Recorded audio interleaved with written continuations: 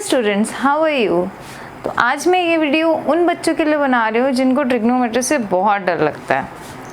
So as we know कि 10th के exams आने वाले हैं, हमारे बोर्ड एग्ज़ाम्स, और ट्रिग्नोमेट्री चैप्टर 7 मार्क्स का आता है, that is application of trigonometry. अब बच्चों को डर लगता है कि ये करें कैसे, क्वेश्चन ही नहीं समझ आता। पहली बात तो क्वेश्चन इतना लंबा चौड़ा होता है, हमें समझ ही नहीं पड़ता क्वेश्चन को बनाना कैसे है, फिगर कैसे बनानी है, कैसे हमें इसे सॉल्व करना है। तो सबसे पहले इसमें कुछ ज़्यादा इतना मुश्किल नहीं है जो हमने सोच के रखा हुआ है। ट्रिग्नोमेट्री बहुत मुश्किल होती है, पता नहीं साइन कहाँ से आ जाता है, कॉस कहाँ से आ जाता है। तो सबसे पहले हमें टेबल याद करनी है, जो टेबल हमने इंट्रोडक्शन ऑफ ट्रिग्नोमेट्री में पढ़ी थी, आपके एनसीईआरटी में है, उसकी भी हमें पूरी टेबल लर्न करने की नीड नहीं है। We just have to learn only 3 ratios. We have 0 degree, 30 degree, 45 degree, 60 degree and 90 degree. ठीक है बच्चों। सो हमें सिर्फ साइन, कॉस और टैन की टेबल लर्न करनी है, और ये भी आप क्वेश्चन की प्रैक्टिस करोगे तो आपको लर्न हो ही जाएगी।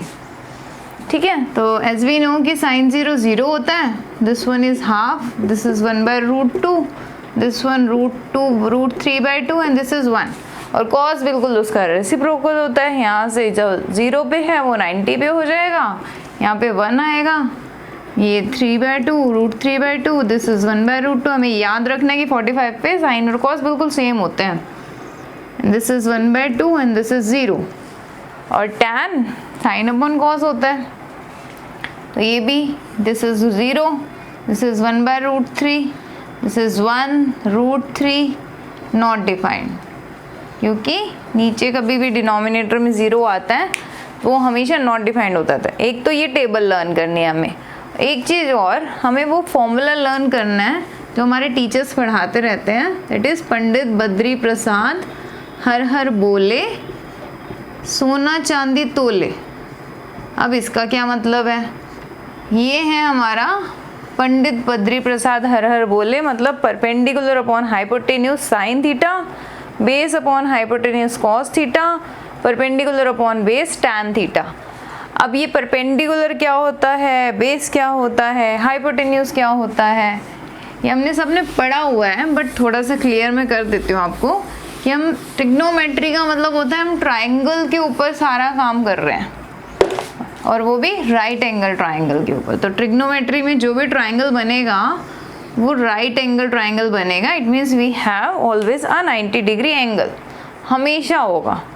तो हम एज्यूम करते हैं किसी भी बिल्डिंग की हाइट मेजर करनी है, या पोल है, या पिलर है, या टावर है, कुछ भी है, वो हमेशा स्ट्रेट हाइट होगी, that is a 90 degree angle.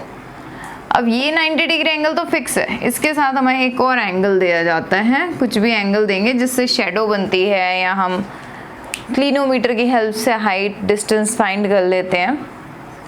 तो इसके ऑपोजिट वाली चीज़ हमेशा हाइपोटेन्यूज होती है, h। ओके, जो भी 90 डिग्री एंगल होगा इसके ऑपोजिट साइड हमेशा हाइपोटेन्यूज होता है, और एंगल के ऑपोजिट साइड हमेशा परपेंडिकुलर होती है, और साथ वाली side that is adjacent side that is base. Okay. अब यही ट्राइंगल में एंगल दूसरी साइड पे हो जाए, अगर मेरा ट्राइंगल इस टाइप से हो जाए और 90 डिग्री यहाँ है, तो हाइपोटेन्यूज तो यही होगा जो स्लैंट हाइट वाला है, और एंगल अगर मेरा यहाँ पर आ गया तो इसके ऑपोजिट वाला परपेंडिकुलर हो जाएगा और साथ वाला बेस हो जाएगा। अब हमें क्या करना है, हमें ये चीज़ समझ आ गई कि कौन सा परपेंडिकुलर होता है, कौन सा बेस होता है, क्या हाइपोटेन्यूज होता है। बस हमें ये चीज़ ध्यान रखनी है कि हाइपोटेन्यूज, बेस, परपेंडिकुलर, ये चीज़ों का ध्यान रखना है। और हम रेशो लेंगे। रेशो कैसे लेंगे, एक तो क्वेश्चन पढ़ना है ध्यान से, और उसमें देखना है जो भी ट्राइंगल बनेगा हमारा उसमें क्या बेस है, क्या गिवन है, क्या फाइंड करना है। 2 चीज़ें लेनी है हमेशा, जो फाइंड करना है और जो गिवन है, उन 2 की रेशियो लेकर हम साइन टैन कॉस लगा देंगे और फॉर्मूला लगा देंगे, वैल्यू पुट करेंगे, हमारा आंसर आ जाएगा। So let we start a question. मैं एक वर्कशीट आपको सब्सक्रिप्शन बॉक्स के साथ ही दे रही हूँ, तो पहले वो चेक कर लेना। उसके साथ साथ मैं क्वेश्चंस भी करवा रही हूँ, 1-2 टाइप्स आपको करवाऊंगी। देन यू गेट कि हमें कैसे क्वेश्चन पढ़ना है, कैसे उसकी फिगर बनानी है। एक बार फिगर सही बन जाए तो क्वेश्चन में कुछ रह नहीं जाता। ओके, तो जैसे ही फिगर बन जाएगी हम इजीली साइड को फाइंड कर सकते हैं और इजीली हम क्वेश्चन को क्रैक कर सकते हैं, और हमारे 7 नंबर तो बहुत इजीली मिल जाएंगे चुटकियों में। मे बी एक क्वेश्चन 3 नंबर का आएगा, एक क्वेश्चन 4 नंबर का आएगा, मे बी एक क्वेश्चन केस स्टडी में आएगा जिसमें 2 मार्क्स के क्वेश्चंस होंगे। ठीक है बच्चों, तो now will start the questions. Okay students, now we will start with the questions. तो यहाँ पे क्या करना है, आपको क्वेश्चन बहुत ध्यान से पढ़ना है, एक एक लाइन बहुत ध्यान से पढ़नी है। तो पूरा क्वेश्चन एक साथ मत पढ़ना, just read 1 line and form a figure, then we will move further to second line, then so on. Okay, so the question is, I'm showing you a question also on my screen. The top of 2 towers of height x and y standing on level ground. अब यहाँ पर क्या बोला है कि top of 2 towers, तो सबसे पहले क्या बात आई है, 2 towers. So we will make 2 towers here, और उनकी हाइट दे रखी है हमें x एंड y। तो मे बी दोनों की हाइट डिफरेंट है, x और y 2 अलग अलग हाइट्स हैं। तो हम यहाँ पर एक की हाइट x दे देंगे और दूसरे की हाइट y दे देंगे, एंड दिस सेट कि वो ग्राउंड लेवल पर खड़े हैं। ये 2 टावर्स हैं, एक की हाइट x है, दूसरे की हाइट y है, and they are standing on the level ground, मतलब ग्राउंड लेवल पे है। तो हमने हॉरिजॉन्टल एक लाइन बना दी। They will move next line, subtended angles of 30 degree and 60 degree respectively. अब यहाँ रिस्पेक्टिवली का मतलब होता है कि जो चीज़ पहले बोली है, पहले हमें x हाइट बोली है, दूसरी हमें y हाइट बोली है। अब ये एंगल, ये x वाली हाइट वाला टावर, टॉप जो है, इसका टॉप बोला था ना पहले, top of 2 towers subtended angles 30 degree and 60 degree. तो ये एंगल 30 डिग्री बना रहा है और ये 60 डिग्री। अब कहाँ बना रहा है, at the centre of line joining their feet. मतलब इनका जो फीट है, फीट को जो लाइन ज्वाइन कर रही है उसके सेंटर पे। तो यहाँ पे सेंटर पे, it means this is the mid point of this line. अब यहाँ से ये टॉप ऑफ टावर हमारा ये बना रहा है 30 डिग्री एंगल, और ये बना रहा है 60 degree angle. Okay, got it, हमारी फिगर बन गई। तो बस मेन होता है यहाँ पर फिगर बनाना। फिगर बन गई तो क्वेश्चन में कुछ रह नहीं गया। Now what they are asking, then find the ratio of x and y। हमें रेशियो बतानी है, तो हमें फाइंड करना है रेशियो x एंड y। अब सबसे पहले हमने फिगर बना दी, then will move further to name it. Naming करनी है फिगर की, that is A B C D E। Naming हो गई। ओके, हमें ये गिवन है कि this is the centre point of the line, it mean C is the centre of the line. मतलब ये जो चीज है, if we are taking this whole x, तो ये उसकी हाफ हो गई और ये भी इसकी हाफ हो गई। Okay, so this would be, if I am assuming this as z, तो ये मेरी लाइन हो गई z/2, ये भी हो गया z/2। Got it.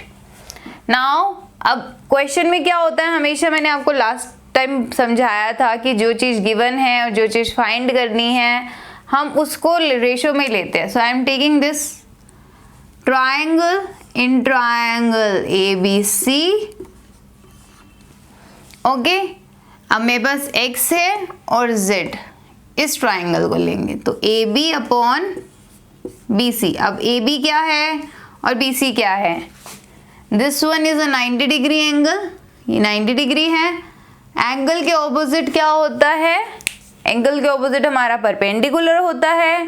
एंगल के साथ वाली side adjacent side, that would be अब बेस। तो मेरा आ गया परपेंडिकुलर अपॉन बेस, तो हम क्या लेंगे यहाँ पर tan 30 डिग्री। ओके, तो एक ए बी है हमारा x और ये है हमारा z/2 और tan 30 की वैल्यू आप टेबल से फाइंड कर लोगे, दैट इज 1/√3। ओके, तो अब ये आ गया। अब हम नेक्स्ट ट्राइंगल की बात करेंगे, that is in triangle ECD।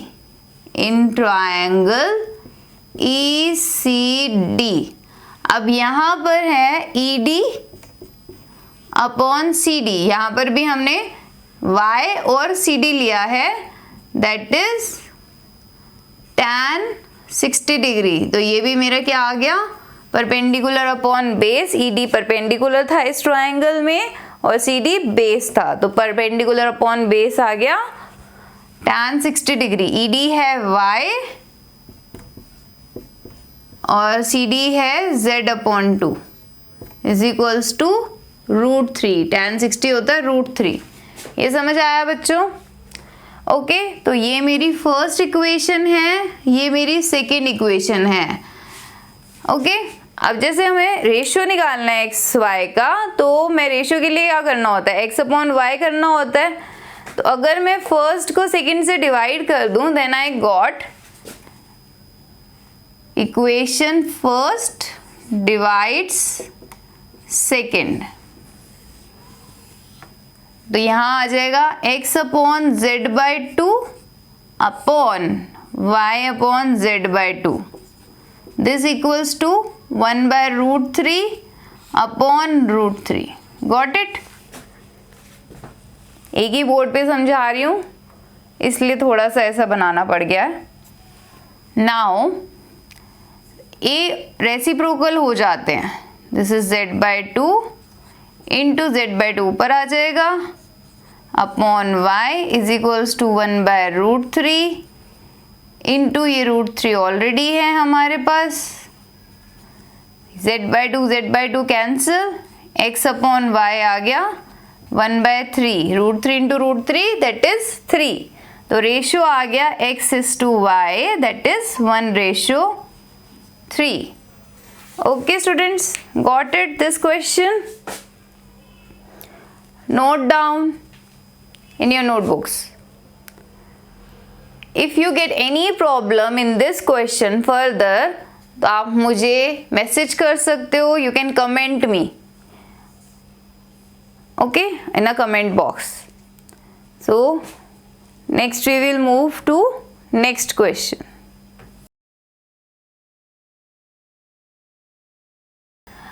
The angle of depression of two ships, angle of depression, depression होता है यहाँ आई से ऊपर देख रही हूँ तो वो एंगल ऑफ एलिवेशन होता है, यहाँ से नीचे देख रही हूँ तो वो होता है एंगल ऑफ डिप्रेशन। तो angle of depression of two ships का angle of depression from the top of a lighthouse, of a lighthouse है, तो अ लाइट हाउस तो मतलब एक ही लाइट हाउस है, तो यहाँ पर बनाएंगे एक लाइट हाउस स्ट्रेट। अब उन्होंने बोला टू शिप्स, यहाँ से एंगल ऑफ डिप्रेशन आ रहा है टू शिप्स का, और आगे क्या बोला है, on a same side of it. तो सेम साइड पे, अगर अलग अलग साइड होती तो मैं एक इधर और एक इधर बना देती, उन्होंने सेम साइड बोला है, so I will make it like this, एक शिप ये रहा और दूसरा शिप ये रहा। Okay, then they are said कि क्या है एंगल्स हमारे, angle of depression 45 degree and 30 degree. तो डिप्रेशन के लिए हमेशा यहाँ पे डॉटेड लाइन बनाओ, पहले ये वाली लाइन थी, यहाँ पर आ गया 45 डिग्री और यहाँ आ गया 30 डिग्री। ओके, तो इसी के according by using alternate interior angles property हमारा ये एंगल बन जाएगा जो इस लाइन के साथ है 30 डिग्री, और ये वाला एंगल बन जाएगा 45 डिग्री। ओके, अब उन्होंने क्या पूछा, if ships are 200 metre apart, ships के अंदर डिस्टेंस, ये मेरी दो शिप्स हैं, ये एक शिप है ये दूसरी शिप है, तो इनके बीच में जो डिस्टेंस है दैट इज 200 मीटर।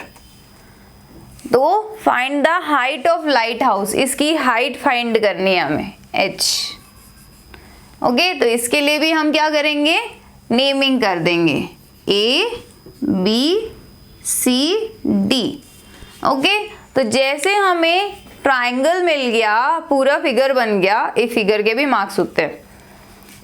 अब हम क्वेश्चन सॉल्व करना शुरू करेंगे। हमें क्या चाहिए, h। अब इस h को फाइंड करने के लिए इफ आई गेट दिस, यहाँ पूरा मिल जाती मुझे इसकी हॉरिजॉन्टल लेंथ, तो मैं बता सकती थी h, पर पूरी हॉरिजॉन्टल लेंथ नहीं है मेरे पास।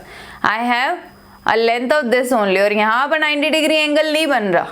ठीक है, तो first I will take this triangle, in triangle ABC, इसमें वही लेंगे हम AB upon BC, perpendicular upon base, क्या होता है हमारा tan 45 डिग्री। अब एक चीज बताऊं, जब भी 45 डिग्री आता है ना, तो हाइट और बेस हमेशा सेम होता है, क्योंकि 45 डिग्री 1 बना देता है। तो AB आई नो कि ये h है अपॉन BC, और tan 45 होता है 1। जब BC इधर जाएगा तो h is equals to BC, मतलब ये चीज भी h हो गई मेरी। ओके, अब ये चीज h हो गई, तो ये पूरी लेंथ क्या हो गई इसकी, h plus 200। Now we will take this bigger triangle in triangle ABD। Okay बच्चों, यहां पर भी यही लेंगे हम AB upon BD, AB upon BD is equals to, ये भी परपेंडिकुलर अपॉन बेस है, मेन tan साइन का ही यूज होता है यहाँ पर, tan 30 डिग्री। मैंने आपको पहले भी बताया था, टेबल में हमें सिर्फ साइन कॉस tan का यूज करते हैं, और मोस्ट प्रोबेबली उसमें tan और साइन का यूज होता है, कॉस भी बहुत कम आता है।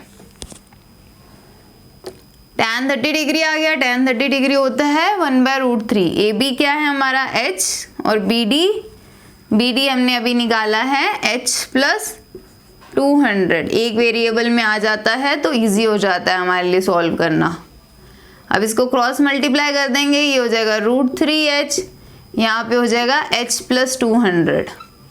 ओके, h इधर आ जाएगा, माइनस होगा, √3h minus h 200, then h common ले लो, and we got √3 minus 1 is equals to 200। ये नीचे हो जाएगा, वहाँ पर डिनोमिनेटर में चला जाएगा। कभी भी डिनोमिनेटर में रूट को नहीं छोड़ते, so that we will rationalise it. So it becomes 200 √3 plus 1 upon √3 a minus b, a plus b, हमारा फॉर्मूला लगेगा a² माइनस b² वाला। सो √3 का square 3 minus 1, it becomes 200 √3 plus 1 upon 2, और ये कट जाएगा, 100 आ जाएगा। तो मेरी h आ गया, मतलब height of the light house is 100 into √3 plus 1। Got it. इसके आगे हम मीटर भी लिख देंगे, क्योंकि हमारा सारा आंसर मीटर में आना है। Got it? Note it down, then we will move further. Now students, we will move for fourth questions. So I'll read the question step by step, then I'll make a figure here. Okay? So first line is the angle of elevation of the top of the tower from 2 points at a distance of 4 meter and 9 meter from the base of the tower. Okay, तो क्या बोला है इसमें कि angle of elevation of the top of the tower. तो एक tower है, अब एंगल ऑफ एलिवेशन है यहाँ से कुछ नीचे से ऊपर तक। एंगल ऑफ एलिवेशन ऊपर नीचे से ऊपर होता है टॉप ऑफ द टावर, मतलब टावर के टॉप पे एलिवेशन हो रहा है। कहाँ से? From the 2 points at a distance 4 metre and 9 metre from the base of the tower. ठीक है, तो भी इन्होंने बोला कि 4 metre and 9 metre from the base of the tower. तो ये डिस्टेंस हमारे पास 4 मीटर है and this distance is 9 metre in a straight line, and they are saying the angles are complementary है यहाँ पर एंगल। अगर ये थीटा है तो this would be 90 minus theta. As we know कि कॉम्प्लीमेंट्री एंगल्स क्या होते हैं, these are the sum of complementary angles are 90 degree, that's why I am taking one is theta, the another one is 90 minus theta। Okay, find the height of the tower. अब हमें height find करनी है। Okay, so in the same manner we will name them, जो हम पिछले questions में भी करा है, इसमें भी हम नेमिंग करेंगे सबसे पहले। And first we will take this triangle. तो ये क्या आएगा हमारा, इन ट्रायंगल ABC, और वी विल टेक जो चीज़ फाइंड करनी होती है और जो चीज़ होती है। हमारे पास हाइट है, h फाइंड करना है, और BC हमारे पास गिवन है। So I will take AB upon BC, it is tan theta, that is perpendicular upon base. Theta नहीं पता मुझे, AB फाइंड करना है। AB को मैं h लिख सकती हूँ और BC है 4 tan थीटा। ओके, थीटा भी नहीं पता मुझे। अब नेक्स्ट ट्रायंगल लेते हैं, h निकालना है ना, तो h को यहाँ लिख दो और ये हो जाएगा 4 tan थीटा। इसको इक्वेशन नंबर 1 दे देंगे हम। नेक्स्ट ट्रायंगल है, हम ABD लेंगे, इन ट्रायंगल ABD। ओके, तो इसमें भी हम यही करेंगे, AB अपॉन BD। अब यहाँ पर डिस्टेंस दिया हुआ है 9 है, ये BD हमारा 9 है, और ये हो गया tan 90 माइनस थीटा। ओके, ये हो गया tan 90 माइनस थीटा। अब AB अपॉन 9, मतलब AB को लिख दो h upon 9 is equals to tan 90 minus theta. अब tan 90 माइनस थीटा क्या होता है, क्या होता है बोलो, कॉट थीटा। कॉट थीटा लेना चाहिए। ओके, तो हम इसे कॉट थीटा ले लेते हैं। tan 90 minus theta cot theta होता है। तो h आ गया 9 cot theta. Okay, now I can divide them. इसको डिवाइड कर देते हैं या इक्वेट कर देते हैं, एक ही बात है, या तो इक्वेट कर दो या डिवाइड कर दो। तो क्या हो जाएगा, ये इक्वेशन नंबर 2 आ गई, यहाँ पे 1 आ जाएगा, 4 अपॉन 9 tan अपॉन कॉट आ जाएगा। अब tan अपॉन कॉट आ जाएगा तो tan अपॉन कॉट क्या होता है, 1 अपॉन tan स्क्वायर थीटा हो जाएगा, ये है ना। समझ आ रहा है कुछ। अगर मैं इसको डिवाइड करती हूँ, equation 1 divide 2, so it would be 1 is equals to 4 tan theta upon 9 cot theta, और ये हो जाएगा tan को भी अगर मैं नीचे ले आऊँ, tan 1 अपॉन या इसको ऊपर ले जाऊँ, एक ही बात है। ये 9 अपॉन 4 को इधर ले जाते हैं, यहाँ पर मल्टीप्लाई हो जाएगा, और tan थीटा है, और मैं कॉट को भी लिख सकती हूँ 1 अपॉन कॉट, तो ये कॉट ही हो जाएगा इंटू tan थीटा। तो it becomes tan square theta. ये है 9 अपॉन 4। ओके, अब tan स्क्वायर थीटा आ गया 9 अपॉन 4। तो tan थीटा क्या आना चाहिए, tan थीटा हो जाएगा 3/2। अंडरस्टूड, tan थीटा क्या हो गया 3/2। अब मैं इस tan थीटा की वैल्यू अगर यहाँ पे पुट कर दूँ, then I got the answer 3 equation, put equation 3 in 1। तो h की वैल्यू आ जाएगी 4 इंटू 3/2, ये कैंसिल हो जाएगा 2 और h आ जाएगा 6। तो मेरा टावर की हाइट आ गई 6 मीटर। ठीक है स्टूडेंट्स, मीटर यहाँ पर लिखना ना भूलना, यूनिट्स को हमेशा लिखना होता है। I am attaching this worksheet also so that आप लोग इससे प्रैक्टिस कर लो। अगर कोई भी किसी क्वेश्चन में डाउट होता है तो आप पूछ सकते हो मेरे से। Okay, bye bye students, take care.